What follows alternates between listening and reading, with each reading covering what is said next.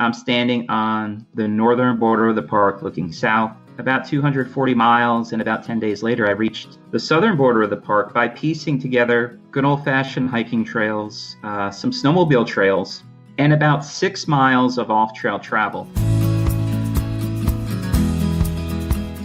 This is the Adventure Sports Podcast, where we talk to athletes, adventurers, and business owners from around the world of adventure sports.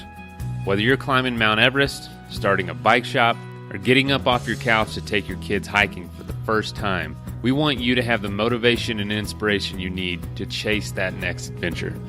The Adventure Sports Podcast is brought to you by Camp Crate, the leaders in fully planned self-guided backpacking adventures, as well as backpacking gear rental. You can check them out at campcrate.net.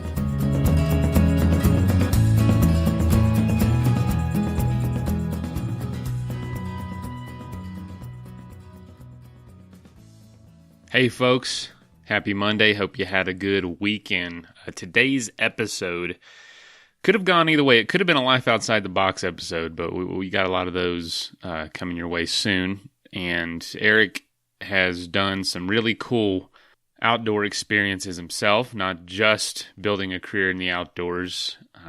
So we decided to put it on Monday's episode because he's done some cool stuff. Some of the things he's done, he is hugely experienced, and his name is Erik Schlimmer, by the way. You probably saw that in the episode title. Very experienced in off-trail travel. He is a peak bagger. He has climbed over 200 peaks in winter up in the Northeast. 3,000 footers, I believe. And we talk about it in the episode a little bit more. But talk about some remote experiences. Some of those mountains didn't even have trails to them. And you're going up through the woods in the middle of winter with tons of snow, snowshoeing to the top. It sounds awesome. Anyway, he's experienced long-distance hiker. He's done the Florida Trail. And he's also professionally, he's an expert in toponym research, which is why natural features have the names that they do. Like, you ever wondered why it's called, Stanley Lake or so-and-so Peak or so-and-so Forest? He's done research and written books about stuff like that. Pretty cool. Very knowledgeable in sustainable trail design and construction. And he has this very, very cool opportunity that not a lot of people have, and that is creating and naming his own Thru-Hiking trail.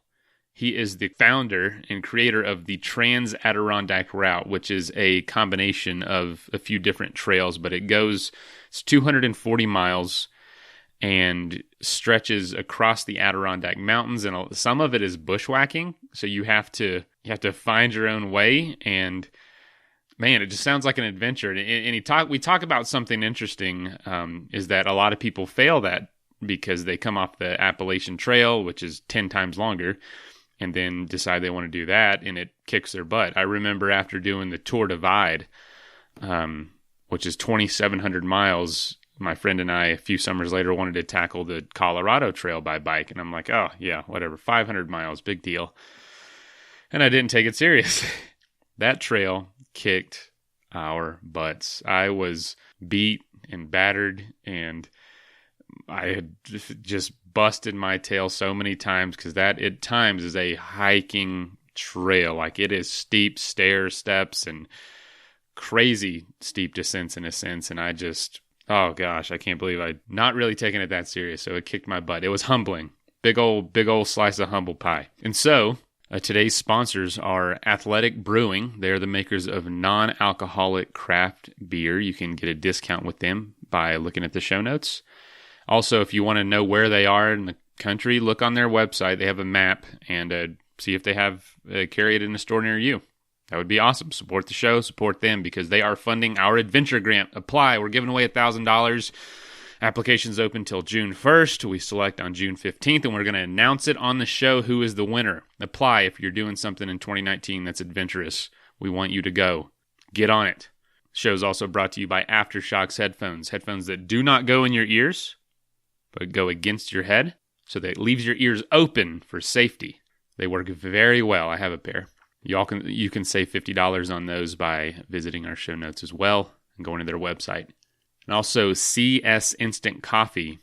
They're the makers of 100% Arabica coffee with compostable packaging. You can go to their website at csinstant.coffee. And again, discount in the show notes. And also Sway hammocks. They are insulated hammocks. So it's like a sleeping bag, sleeping pad, and a tent. They have a rain falling on them, all in one for 3.5 pounds. So you can save a lot of weight and a lot of money by going there and getting it all together. So go to swayhammocks.com. Also in our show notes if you want more information about that. All right, let's get into this episode. Happy Monday. Like I always say, it's 15% of your life, man. Don't let Mondays go to waste. Take your wife out on a date. Take your kids for a hike. Go out on the lake. Do something unexpected on Monday night.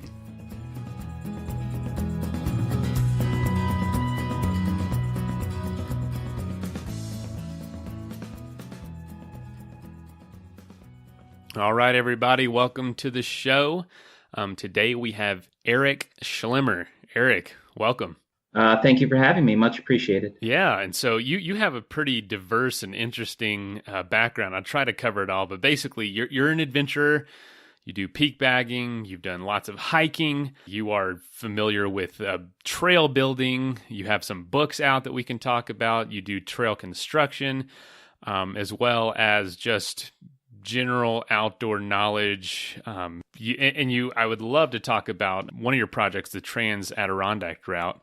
But overall, you just seem to be pretty well adept and an expert in many areas with backpacking in the outdoors. That's all correct. I'm very fortunate. I've made a living in the wilderness or writing about the wilderness, speaking about wilderness, etc., for about the past 20 years. It's worked out really well. I've started hiking in the 1980s, and here we are. I was just hiking this past weekend, and I intend to go as far as I can. So it's been a very good life so far. I'm very fortunate. Yeah, I'd say that a lot of people probably heard you say that and are pretty jealous. Been able to carve a living out of the wilderness. That's really hard to do, but it's good that you're appreciative and you understand just how fortunate and hardworking too. I know it doesn't come easy, but that's really cool. Right. So some people may admire the time I've had in the woods and getting paid to be out there, but I was also out there in the rain when they were nice and dry and snug on their couch. And one summer I lived in a gravel pit, and I've eaten way too much ramen. And so you do have to scrap. It's just what kind of lifestyle do you want to develop for yourself? Oh yeah, there's definitely some give and take. I think that would turn a lot of people off from it as well. So yeah, why don't you tell us about that? Where are you coming from today, and what's your background, and where are you from, and how did you get into building this career out of the outdoors, like you say? Well, I actually grew up as a city kid. I grew up in Poughkeepsie, New York. It's down in the Hudson Valley, about an hour north of New York City. And I was a typical 80s young city dweller. And my parents in the mid-1980s decided to move to the Adirondack Mountains. They had wanted their little home in the country, and they had enough of the hustle and bustle. And I was 12 years old at the time, and so children go where their parents go. And so I got dragged to me at the time, seemed like the Tibetan Plateau. You know, I went from a city of about 40,000 people to a little town with maybe 1,000 people, graduating high school class of 30. And, you know, this is one of those little towns in the mountains. You got to drive a half hour for a pair of jeans. And yeah, I was not liking it, to say the least. And then something that guided my life for the next couple decades happened. I had to come to a decision, and that was I'm going to spend high school hanging out with my parents and big sister, or I'm going to make friends. And I'm sure you have been in high school, and so you know the obvious answer. No high schooler wants to hang out with their parents and their big sister. Oh, of course not.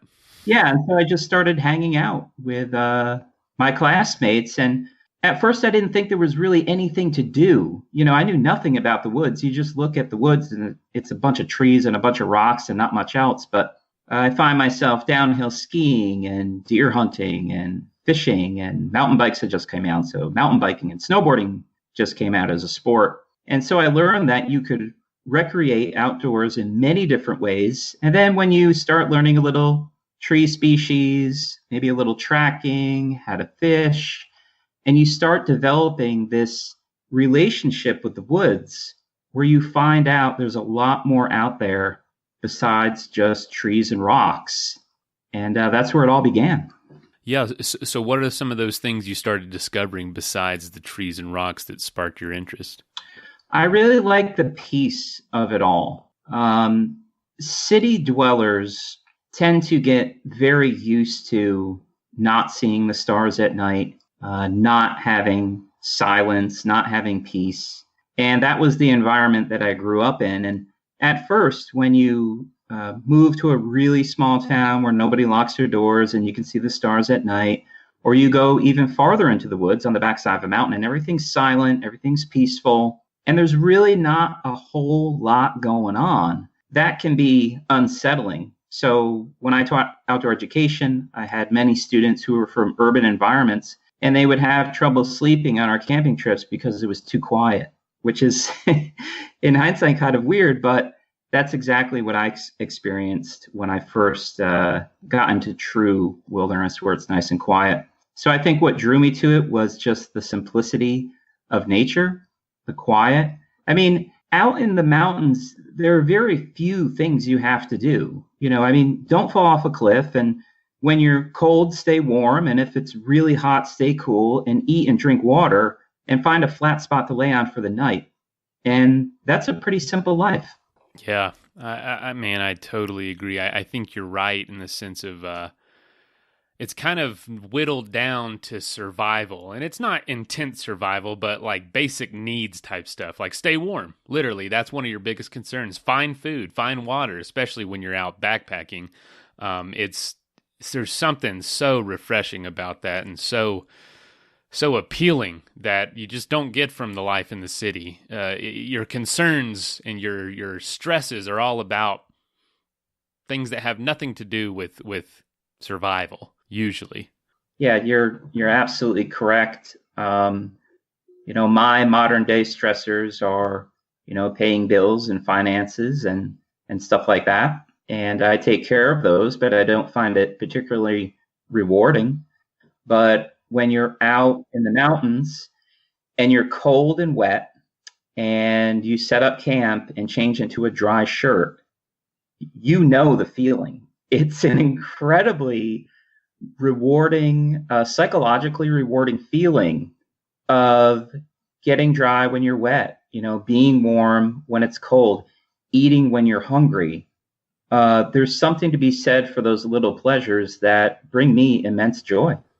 Man, you are speaking my language. And for the folks that are listeners that know that feeling, I know y'all are sitting there on your commutes or paying your bills, doing whatever you're doing right now and nodding along. But for those of you that haven't experienced that, you've got to experience it. You've got to experience life whittled down to those basic needs and how, I don't know about you, man, but after a long hike, cold day, especially where you're from, where it's just freezing rains, to get inside somewhere dry and have a cup of coffee, it'll change your life.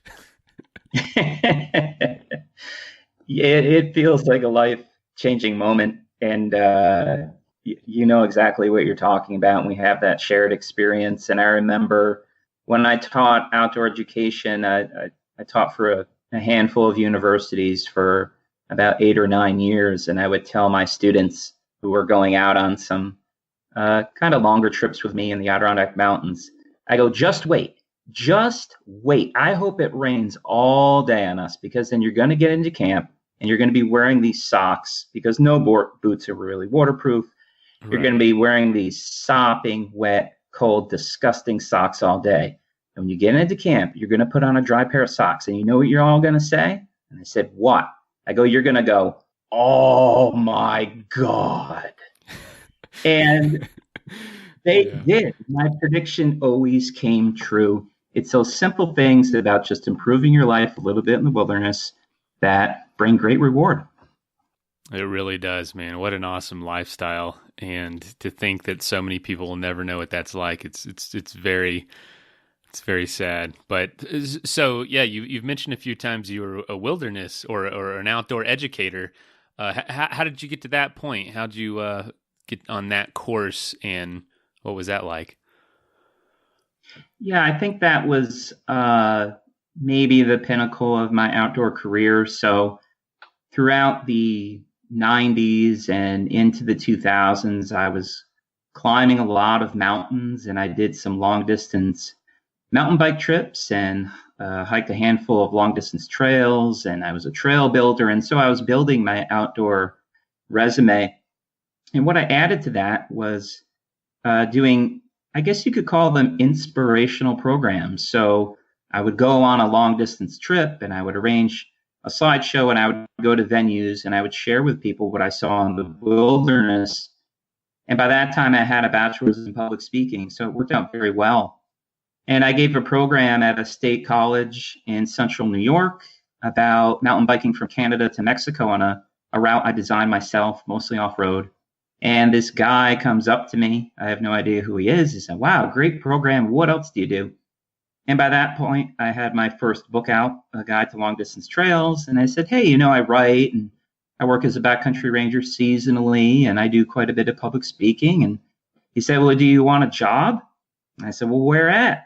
He goes, "Right here at the college. I'm looking for an outdoor educator." So, Oh, wow. what a venue, show up, get paid a couple $100 and walk away with a job. So that's where I got into. Not bad. Yeah, that was a very good deal. I mentioned being fortunate already. I've been at the right place at the right time in many ways. So it's worked out great. So that was my first venture into the classroom as a teacher. And this university had an outdoor education minor. So I would teach trail design, navigation, backpacking, canoeing, and leadership. So the students would get, a pretty marketable degree, some kind of bachelor's degree. And they would take the minor kind of as fun, I guess. It's a great way to get college credit to go backpacking and learn about leadership. And so I did that for quite a few years, and it was very rewarding. I love working with beginners. I really like working with people who maybe never slept out or they have a little experience, but they're kind of doing things wrong. And I can gently guide them in the ways of the wilderness. You're not doing that now. Why is that? I'm not. Well, there's a problem with academia, at least for me. And that is when I was teaching, I only had a bachelor's. And to be a professor, at least in New York State, you need a PhD. And I said, man, there's no way I'm going to get my PhD. So I returned to my roots of trail building for a little while. And, we were talking about, maybe some people find my lifestyle admirable. It's nice to sleep outside all the time. Well, when you hit about 40 years old, it starts to get a little old. And as you're sleeping in a leaky tent, you think about all your friends about the same age who are now in their homes in their nice clean white sheets, and they wake up to bagels and a smoothie and a coffee maker and all these other accoutrements of modern day life. So I ended trail building and outdoor education just a couple years ago. Went back to school myself, got a master's degree in clinical social work, and now I'm going to move into that field. But hey, look, I can't give up on the mountains. So I still write, I still speak. And usually every weekend you cannot find me in town. I'm somewhere wandering in the mountains. Oh, it's fantastic. Yeah, wandering in the mountains, but also still achieving some pretty crazy stuff. You have achieved climbing all of the Adirondacks 217 mountains above 3,000 feet during winter. And you're only one of a few people to do that, correct? That's right. And it was actually this past Saturday that I finished. So congratulations. That is thank awesome. You. Thank you very much. That was about 20 years in the making. It's kind of hard to put a timeline on it because I start a project and I drift away and return to a project. But though I've done a fair amount of long distance hiking, I'm really a peak bagger. I'm one of those people who draws up a list of mountains and just starts ticking them off one by one. I'm a very goal-oriented, list-driven type of person. So the Adirondack Mountains of upstate New York has 217 peaks above 3,000 feet. The majority of them are trailless, which makes them very difficult. So if you have a trail, okay, it's not that big of a deal. I mean, maybe you have to break trail through the snow, but if it's a popular peak, the trail is going to be broken. But when you get out into these far-flung mountains that nobody's really ever heard of, there's no trail up them. And if anybody's not familiar with the mountains of the Northeast, we have only a couple peaks above tree line, which people out west preferably call timberline. And so you're just going to go up and up and up from 2,500 to 3,000 to almost 4,000 feet. And the forests are now getting very, very dense. And you'll eventually hit a zone called Krummholz, which is a German word for crooked wood. And that's where the trees are really intertwined and you have to force your way through. Now, that's one thing in the summer to push through. But then when you have, 3 to maybe 10 feet of snow intermixed with this really dense vegetation, there were plenty of times I was doing maybe a half mile an hour. I mean, maybe on a pretty good day, could get down to a quarter mile an hour. So a list like that weeds out people very quickly. So we have hundreds of people. I mean, I would guess it's definitely over 1,000 by now, who have hiked the 4,000-foot peaks in winter. But when you get down to 3,000 and above, there are only 3 people. And that's because of the off-trail travel.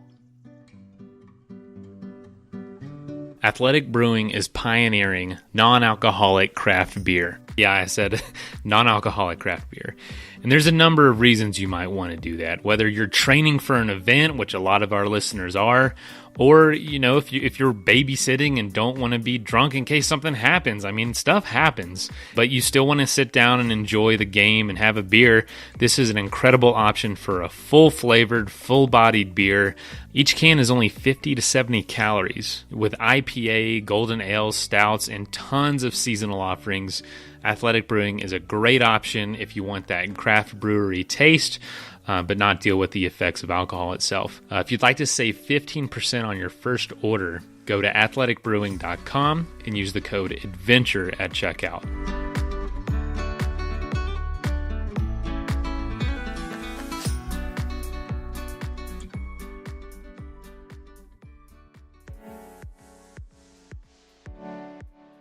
So have you ever tried to go hammock camping but suffered from CBS? Not sure what that is. Well, it's cold butt syndrome.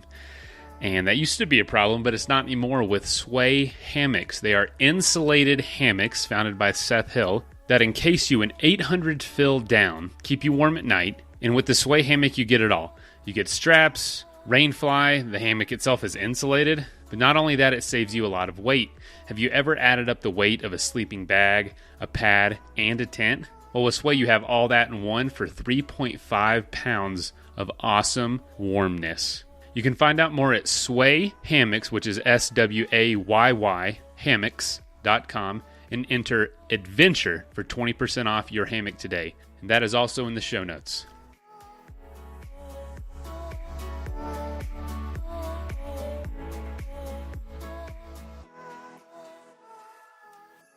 Man, no, that's, I'm sure you're familiar with the 14ers out here. Yes. Lifelong pursuit for a lot of people. And, there's, depending on how you define it, there's 58 of them, nearly 60 of them. And a lot of them are tough, but when you lower it to 13,000 feet, which in my opinion is a better experience because a lot of the trails are very, very lightly used, very secluded wilderness experiences. And come on, 14,200 feet and 13,800 feet, you don't know the difference when you're on top looking around. It's incredible. And when there's not 50 people on top with you, it makes the experience just 1,000 times better. But when you lower it to 13, I think there's almost 670 mountain peaks that are over 13,000. So I totally get what you mean. And then when you add winter on top of that, man, I bet so many of those peaks You didn't see a single person the entire trip.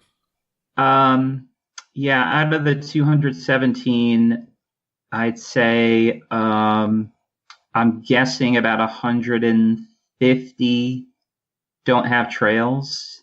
I Wow. never, I never even saw another track on those, let alone people. I mean, not even a snowshoe track, a ski track, nothing. And chances are really good that some of the really remote 3,000 footers, and just like you were saying, it's the same here, between 3,000 and maybe 3,900, those peaks don't see much traffic. It's likely that there are peaks out there. We were the only three to ever go up them in winter because, if you've got some 3,200 foot unnamed peak with no view out in the middle of, let's say, West Canada Lake Wilderness, I mean, are you going to go hike it? I mean, it doesn't make any sense. Yeah. Do challenges that don't make any sense and you'll be the only one to do it. Yes, you just have to be eccentric enough and you'll find that solitude. I've hiked only a little in Colorado, but I can imagine the 13ers. Now you're getting into peaks where there maybe isn't a lot of information on them. You have to kind of figure it out on your own. And they're certainly going to be farther back in. I did it right. At least that's what I like to think. I started with all the high peaks above 4,000 and kind of got those out of the way. They're certainly challenging in their own ways, but the lower you go, the more solitude is out there, and that's a main draw for me. What an interesting accomplishment to take so long, man. I just imagine that there's just a movie worth of stories and encounters and just interesting things that happened along the pursuit of that achievement. 217 peaks that's a lot of mountains. It really is. And the entire journey, I'm guessing, is about 1,000 miles and about 250,000 vertical feet. So you've got some distance to travel, so it's going to take you a little while. And great diversity here in the Adirondacks. We have, lakes and ponds you can travel across. You can do a couple ski approaches, but mostly it's just these little scrubby peaks that you're heading up. And sometimes you get out there and the weather's not great and you have some trouble route finding and you don't get up the peak. All right. So, maybe you'll try it in a couple weeks. Maybe you'll try it next winter. So it's a long-term journey. It's going to take your average hiker quite a few years. And you just kind of slug it out. It's not pretty all the time. It's not fun all the time. Sometimes you just have to grit your teeth and push through the lousy parts of that journey. But like I think you were getting at, when you choose a unique journey or travel to a unique spot, the reward is almost overwhelming. So if I were to hike, for example, the Appalachian Trail this summer alongside hundreds of other successful thru hikers, there would be something to say about that journey, certainly. But let's say, you hiked a couple hundred peaks that nobody else had been up. There's something about it that makes it very special. I absolutely agree. If you're looking for that wilderness experience, something like what you did is definitely what I would consider. If you're wanting to experience the culture, or you're new to this and you're not familiar and you want to kind of ease into it, trying out the AT, weekend or a week, or even doing the whole trail, that is a way to do it for sure. But as you get more experience, you tend to want more of that seclusion, more of the getting that feeling of I'm out here alone back. So it's going to take something like that. And speaking of that, I don't know if you're ready to move on to it, but I'm really interested to hear more about this Trans Adirondack route. Not a lot of people get to say that they get to create a trail, and I have no idea what that process looks like, so I want to hear more about it. Tell us about that, the Trans Adirondack route. What is that?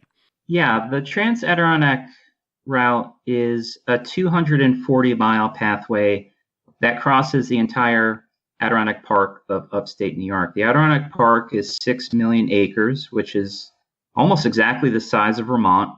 It's about half public land and half private land, and to hike from border to border is about 240 miles.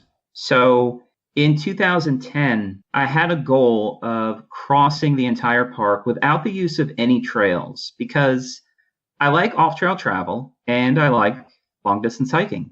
So it just made sense to combine those two. But even I had the good sense to not do that because I started thinking about it. I go, bushwhacking for 240 miles seems excessive. It just doesn't. What's one way to put it? Excessive.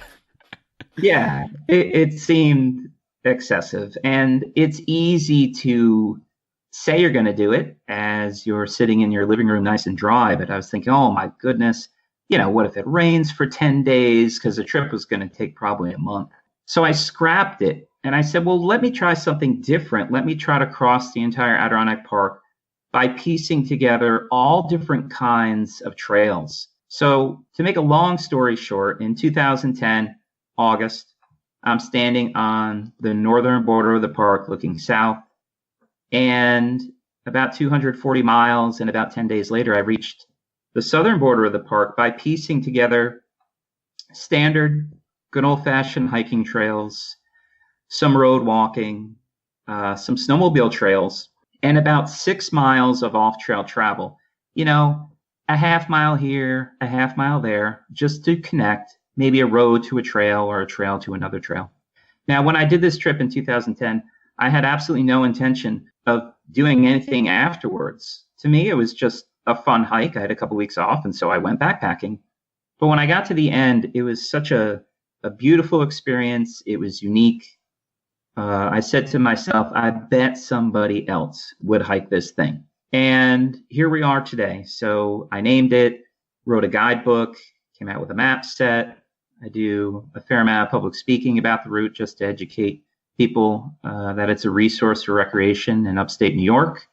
And we've had 13 other thru hikers. The route officially opened in 2013. So we're getting like maybe 4 thru hikers a year. In addition to that, we're getting about 2 thru hikers a year who don't make it. So we're having about maybe a 30 to almost 40% failure rate. And I think it's because some hikers are taking it too lightly. So for example, we had a prospective thru hiker fresh off the Appalachian Trail. Hey, that's 2,200 miles. That's pretty far. And I think they saw the route and said, oh, 240 miles. Oh my God, that's nothing. And so I think people take the route a little too lightly. 7 miles of off-trail travel doesn't sound that tough, but let's say you're from out west, where it's sometimes a stretch to call it bushwhacking. I think you guys prefer the term. You prefer the term off-trail travel. So when you get into the thick of it out here, it can be a little intimidating. That's where the route is right now. It's a nice opportunity for long-distance hikers to cross something in its entirety. In this case, the Adirondack Park. I think that's pretty cool. But there's also great chances for solitude. So I'm the only person who's thru-hiked it twice. I did it in 2010 when I created it. I did it this past fall. And this is pretty cool. The top 40 miles and the bottom 40 miles, which would be about 1/3 of the route, I saw no one both years. I totally get that. When people do a big accomplishment like the AT, and then they jump into something that seems so much less daunting, it's not the distance, it's the psychological effect. You're alone. There's no, the AT could almost be paved. It's so well trafficked. You know what I mean? It's so easy to follow because thousands upon thousands, if not millions of people are on it, putting their feet on it every year when you include day hikers. And something like this takes so many more skills. It's a psychological effect that's a lot different. I did a much shorter trail before, and it kicked my butt after doing a cross-country trip. And I thought, how did this little trail beat me so bad? But there was so many other things to consider, and I just didn't approach it with the same level of almost respect. I think that's a good word. I was going to say conscientiousness, but I think respect is a better word for this. I have to admit, the most turned around I get when I'm navigating is going up some little wimpy peak somewhere, because I take it too lightly. I'll say, well, I've been up all the 3,000 footers in winter, and this little peak is 1,500 feet, 2 miles from the road. You know what? I'm not even going to look at my map. That's how easy this is going to be. Right. That's how you get in trouble. Yeah. I look at my watch. It's 4 hours later, and I'm like, where the hell am I? So I think that does happen when you're coming off a big accomplishment. You get these little ones, and they really sneak up on you. How do you go about creating a route? Did you just literally sit down, piece it together, went out and did it, and then said, I think more people would be interested in this, and then write the book and start promoting? It was as simple as that. And what saved me was I didn't approach the state of New York or the Department of Environmental Conservation, which oversees the park, and say, hey, let's make this thing totally official, and let's get rid of these little off-trail sections. So we're going to have to build some new trail, and this and that and the other thing. It's really just a homegrown, grassroots, long-distance route. And that's why I specifically called it the Trans Adirondack route, because it's not really the Trans Adirondack trail, because it's so different than these standardized long-distance hiking trails out there. So, yeah, I'm just some guy who pieced it together, hiked it a couple times, and now share that information. Wow. So what is your hopes with the route, say, in the next decade or two? What would you like to see it become? I'm pretty happy with how it is now. I don't want to say I'm disappointed. I think I'm mildly surprised it hasn't gotten the use that I expected. 3 thru-hikers a year, 4 thru-hikers a year. I don't have a problem with that. I'm just mildly surprised because it's a really nice route. What probably keeps people off it is there's some road walking in the north. People don't like road walking, and they might not like the off-trail sections. But, you have to think back to when the Appalachian Trail started. We had, of course, our first thru-hiker, Earl Schaefer, and then after that, it really didn't get much use. And then it just had this snowball effect. And we see that on the Pacific Crest Trail, too, right? 10 years ago, nobody's really hiking the Pacific Crest Trail, but now that's what everybody does. So it could increase in popularity. On the other end, I would hate to see it become really popular. There's something beautiful about being able to hike 80 miles of a 240-mile route and see nobody. So I like where it is right now, and I do like the people who are attracted to it. These are people who have hiked the Long Trail and the Pacific Crest Trail and the Appalachian Trail. And they say, you know what, man, I just kind of want to get away from everything. I don't know, I heard about this Trans Adirondack route thing, and I'm just going to go check it out and do my own thing. All the thru-hikers have been really happy with it because you've got that diversity of different surfaces and a little off-trail travel. You got some lakes. It only goes up 3 mountains. I think that's also what's appealing, where a trail very similar to the Trans Adirondack route is the Vermont Long Trail, which I've thru-hiked. And so the Trans Adirondack route, 240 miles, climbs 25,000 vertical feet. All right, well, that might sound like a lot, but it's not. The Long Trail is 30 miles longer, climbs triple the amount of vertical feet. The Long Trail climbs almost 100,000 vertical feet, which makes it the most difficult long trail in the U.S., I think. So another draw with the Trans Adirondack route is once you get over those 3 mountains, you just hike through river valleys and from lake to pond, and it's actually pretty easy once you get over the peaks.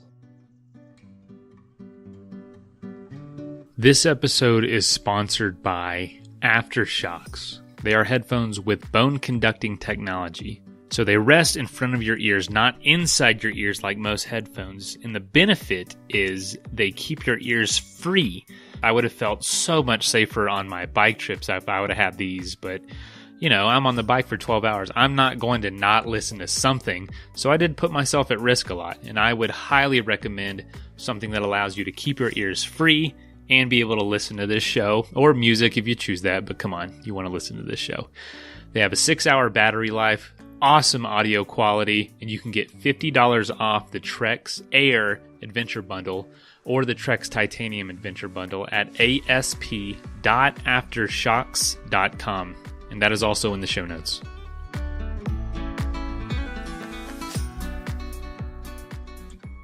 This episode is also sponsored by CS Instant Coffee, 100% Arabica coffee with compostable packaging. And you can find them at csinstant.coffee and use adventure at checkout for 20% off. And so I think as more people have less time but more desire to do this, they're going to be looking for those trails that are maybe a little more remote. Like you said, this whole thru-hiking culture has really exploded lately, and some of these trails that were a decade ago unused are the centerpiece now. One that comes to mind is I just learned about not long ago was the Pacific Northwest Trail. I think it's one of the most underrated trails because of it's so much shorter, but how potent it is with scenery and how epic the places are. It's sea in Olympic National Park to Glacier, and just incredible scenery, and 50 people a year are doing it. And so I just think within the next decade or so, we're going to see a huge, huge rise in these trails that are shorter because more people are so many more people can take a month off work than 6 months. And so I think you should just be patient because it's going to explode. Hopefully in a good way soon. Yeah, we'll see. You have the Appalachian Trail and Pacific Crest Trail on either end of the country, and there's a lot of great long distance hiking between 100 miles and about 1,500 miles sprinkled in there. Long distance hiking, when you have something on the extreme eastern seaboard and something way out on the western seaboard, it kind of reminds me of an old joke from politics, and that is, we've never elected a person that lives between the Hudson River and Malibu. It's like it's the AT or the PCT, and people maybe think those are their only options, but there's something to be said about these shorter, less frequently traveled trail. My ideal long distance trail is probably about 250 miles. I've never hiked the AT. My longest hike was a Florida trail at 1,300. And the logistics of it is one reason. Can you take 6 months off your job? The other reason is I just don't feel the need to necessarily walk that far. And maybe there are other people out there who prefer that as well. You did the Florida trail? I did that back. Well, speaking about not seeing many people, I hiked that in 2002. Wow, I did not know that, man. I haven't talked to anybody that's done that in full. Yes, I hiked that in 2002, which was pretty early for that trail, and I saw 3 hikers. Well, that's crazy. So what was the experience like? It does seem, I'm from Florida and I live close to parts of the trail, and I didn't know anything about it. And honestly, till I moved out west and saw some stuff on it, and I'm like, I heard about it, but never knew much. Is it underwhelming? Because it seems like it could be, or is it surprisingly interesting and beautiful? I found it surprisingly beautiful. Perhaps like a lot of other people who hike the Florida Trail, I was living in upstate New York, and I said, "Oh man, I gotta take a winter off. This is pretty miserable stuff up here." Yeah. So I hiked it in February and March. I think it took me about 50 days, and started at the western end near Pensacola and traversed east across the Panhandle, and then due south ends right around the northern border of the Everglades. I found it fascinating and beautiful because I had never hiked in that type of environment before. I'm a mountain climber. The closest I had hiked to that were the Appalachians on the North Carolina-Tennessee border. So Florida was totally new to me. In 2002, the 1,200-mile, well, it's 1,300 miles, but there are two splits in the trail. So a through hiker will only cover about 1,200. Out of those 1,200 miles, there were easily 300 miles of road walking, which wasn't particularly fun because the route was really young at the time. So the road walking wasn't the highlight, but you traverse at least 3 national forests and just these little backwater communities you enter. I tell people, out of all the long distance trails I've done, I would only hike 2 another time. And one would be the Florida Trail, and the other would be the Tahoe Rim Trail. Those are my 2 favorite ones. That is so crazy. I don't know. That makes me excited. I'm like, yeah, Florida.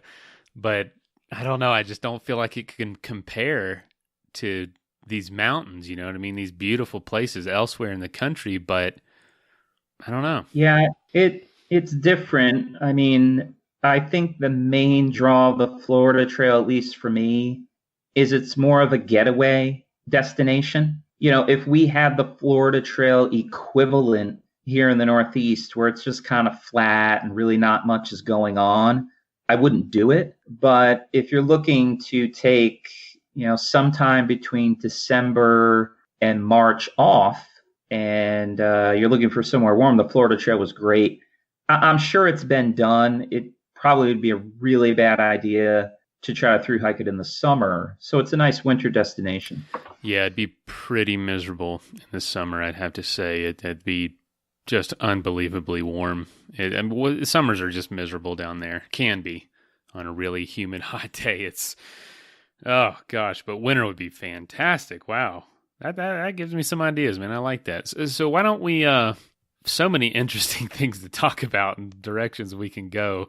And you're obviously filled with tons and tons of knowledge. Can you tell us some about your books? How many books do you have out, and what kind of topics do they cover? My 7th book will be out this summer. And I wrote my first book in 2010. I actually wrote for McGraw-Hill. And it's called Thru-Hiker's Guide to America. And that addressed exactly what we were just talking about. It was a guidebook to the short long distance trails of the U.S. So trails between 100 and about 1,300 miles long. I profiled 25 of them. And it was just a general guidebook, reference book that answered the question, hey, I have a couple months off. Where do I want to go hiking? And after that, I took a couple years off from writing. I was just concentrating on hiking, and I got back into writing with the Trans Adirondack route. So I wrote a guidebook to that came out in 2013. So now I have 2 guidebooks. My area of expertise is actually toponyms. So as you're hiking through the mountains and along the swamps and the rivers and the lakes, etc., how did all those features get their names? So I'm a place name researcher, and I have 2 books about toponyms of the Adirondack Mountains. I've got a memoir, which is just a collection of 10 really good nonfiction stories from the Adirondacks. And just a couple months ago, I had a unique place name book come out. So I usually write about the mountains. I live right near the capital city of New York, which is Albany. And my most recent book, Cradle of the Union, decodes historically Albany's 800 street names.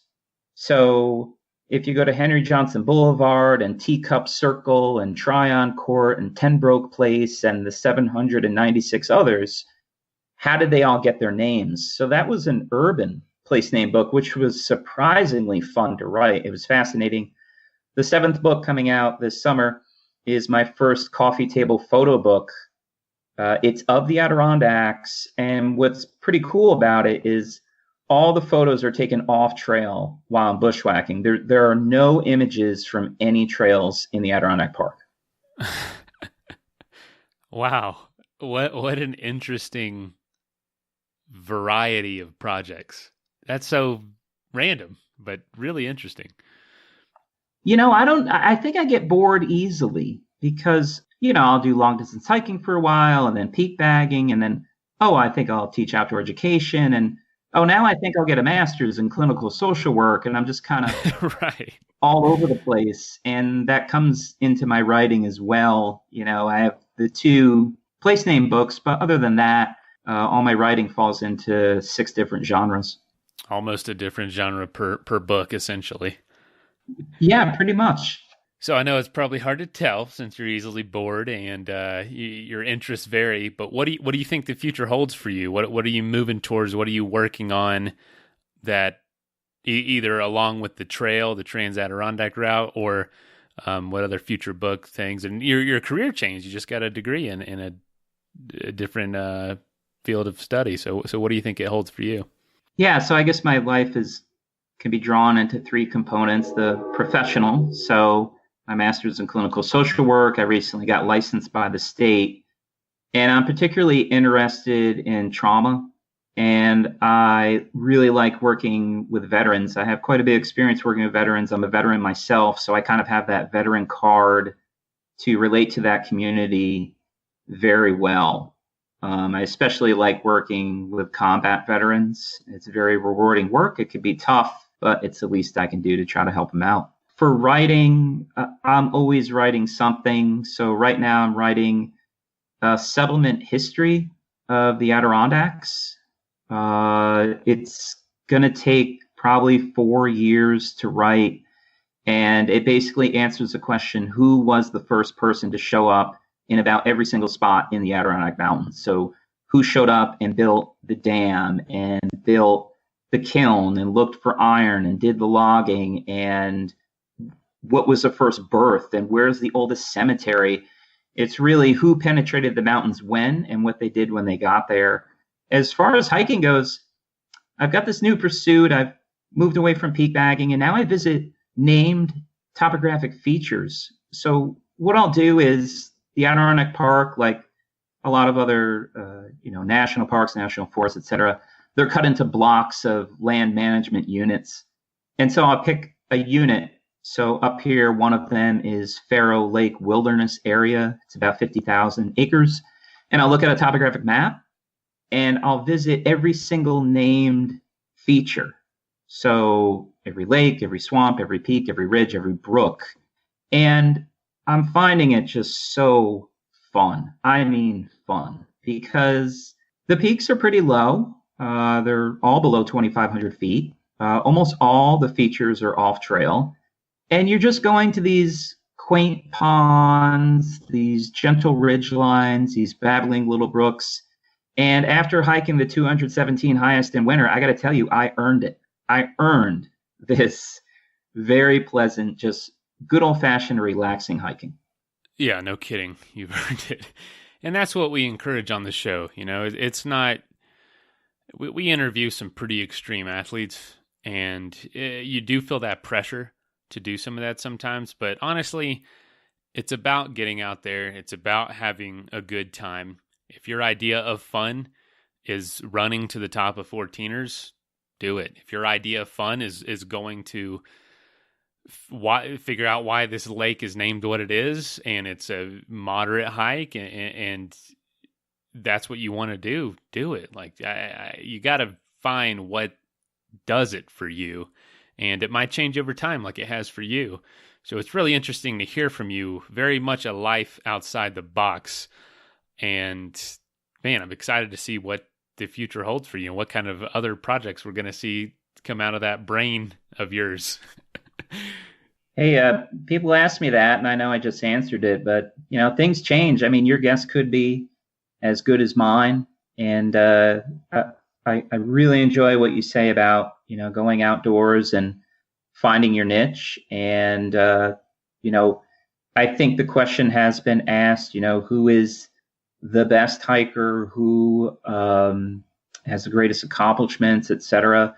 And I've always said that the best hiker out there is the one who has the most fun and leaves as little trace on the environment as possible. It doesn't come down to how many peaks you've climbed, how many miles you've logged. It really doesn't matter. It's about the time out there and what you do with it. Man, truer words have never been spoken. Get out there, have fun doing what you're doing, and help it make you a better person, because that's what all this is about. If you're going to do some experience just to lord it over other people, then don't even talk to us. But, Erik, thank you so much for being on the show, man. This was fantastic. Refreshing. It's my pleasure, and I appreciate you having me. You've got some great programs, and I'll certainly keep tuning in. All right, thank you so much, and best of luck in all your future endeavors, and keep getting out there and changing the way we see the outdoors. Thank you, Mason. All right, have a good one. Okay, bye-bye. Right, bye. First of all, thank you so much for listening to the episode. Secondly, if you would like to get in touch, you can leave us a voicemail at 812-MAIL-POD. You can also send us an email, info@adventuresportspodcast.com. Get a hold of us on Facebook, Instagram. Contact us on the website. There's just 1,000 ways to do it. If you know somebody that would make a good guest for the show, whether it's you or somebody you know with a really cool story or background or does an interesting sport, get in touch. We'd love to have them on. Also, if you'd like to be a patron, aka a supporter of the show, patreon.com/Adventure Sports Podcast. You can sign up for as little as $1 a month. You can sign up for $5 a month. And lastly, thank you to our sponsors whose messages follow right now. Go to athleticbrewing.com and use the code ADVENTURE at checkout to save 15% off the best tasting and lowest calorie non-alcoholic beer you're ever going to try. Don't forget to save $50 off a headset bundle at asp.aftershocks.com. It's my new favorite way to listen to music and podcasts and stay safe while I run and ride my bike. After all this adventure talk, if you need to go to a place and buy some gear and talk to an expert, go to backpacktribe.com. They can help you choose the right gear, and they have the expertise and know-how with each piece of equipment. Now get out there and do something crazy. Also, Sway hammocks. They are insulated hammocks, like having a tent, sleeping bag, and sleeping pad all in one. Check them out at swayhammocks.com.